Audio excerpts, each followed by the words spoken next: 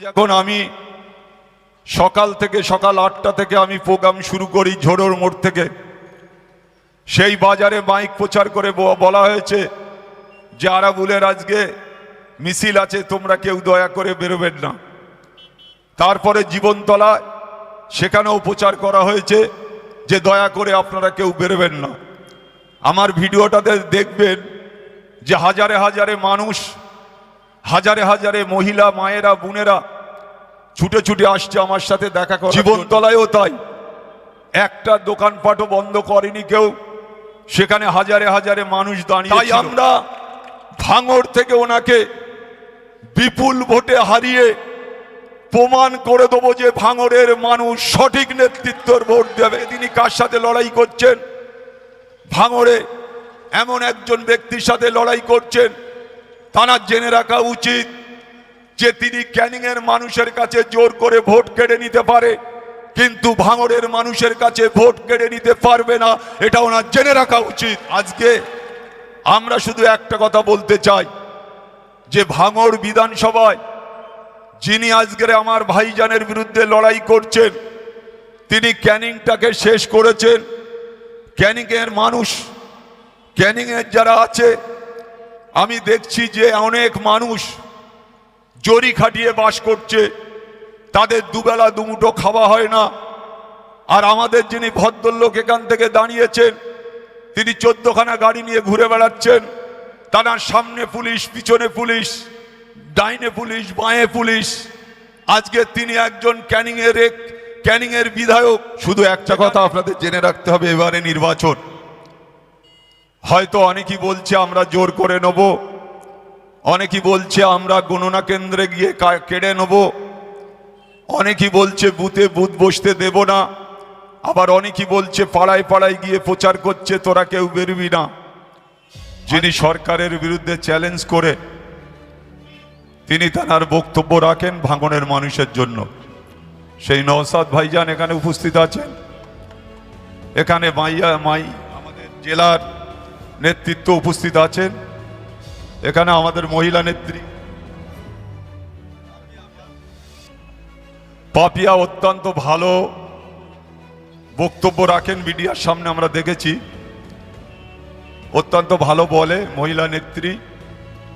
এখানে উপস্থিত আমার নারায়ণপুরের আইএসএফ এর কর্মী ভাই বন্ধু, আমার মায়েরা, বোনেরা, প্রেসের বন্ধুরা, পুলিশের যারা দায়িত্বপূর্ণ নেতৃত্ব এখানে উপস্থিত আছেন, প্রশাসনের লোকেরা।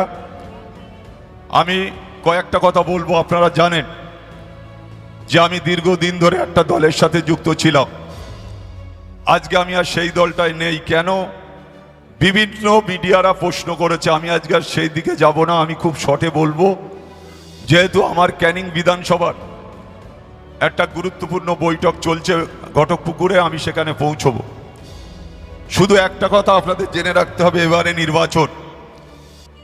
হয়তো অনেকেই বলছে আমরা জোর করে নেব, অনেকেই বলছে আমরা গণনা কেন্দ্রে গিয়ে কেড়ে নেব, অনেকেই বলছে বুথে বুথ বসতে দেব না, আবার অনেকেই বলছে পাড়ায় পাড়ায় গিয়ে প্রচার করছে তোরা কেউ বেরবি না।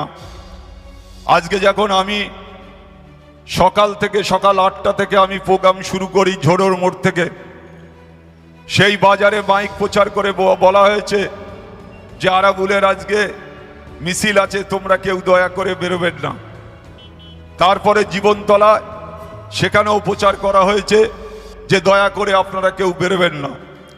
আমার ভিডিওটাতে দেখবেন যে হাজারে হাজারে মানুষ, হাজারে হাজারে মহিলা, মায়েরা, বোনেরা ছুটে ছুটে আসছে আমার সাথে দেখা করার জন্য। জীবনতলায়ও তাই, একটা দোকানপাটও বন্ধ করেনি কেউ, সেখানে হাজারে হাজারে মানুষ দাঁড়িয়েছিল।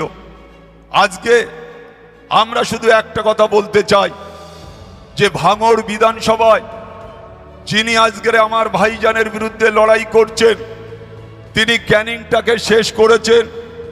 ক্যানিং এর মানুষ, ক্যানিং এর যারা আছে, আমি দেখছি যে অনেক মানুষ জরি খাটিয়ে বাস করছে, তাদের দুবেলা দুমুঠো খাওয়া হয় না।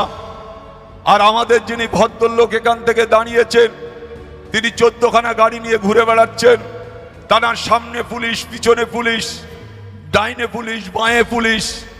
আজকে তিনি একজন ক্যানিং এর বিধায়ক, যেখানে 71% মানুষের খাওয়া হয় না, জরির চালে চাল খাটিয়ে বসবাস করে সেখানকার বিধায়ক এইভাবে চলে, এটা আপনাদের ভাবতে হবে। আজকে তিনি কার সাথে লড়াই করছেন? ভাঙড়ে এমন একজন ব্যক্তির সাথে লড়াই করছেন, তারা জেনে রাখা উচিত যে তিনি ক্যানিং এর মানুষের কাছে জোর করে ভোট কেড়ে নিতে পারে, কিন্তু ভাঙড়ের মানুষের কাছে ভোট কেড়ে নিতে পারবে না, এটা ওনার জেনে রাখা উচিত। তাই আমরা ভাঙড় থেকে ওনাকে বিপুল ভোটে হারিয়ে প্রমাণ করে দেবো যে ভাঙড়ের মানুষ সঠিক নেতৃত্বের ভোট দেবে। তাই জেনে রাখতে হবে যে যার ক্যানিং এর মানুষ খেতে পায় না, 14খানা গাড়ি, সামনে গাড়ি, পিছনে গাড়ি, ডাইনে গাড়ি, বাঁয়ে গাড়ি, এরম একজন বিধায়ক তার নিজের এলাকার জন্য কিচ্ছু করেনি।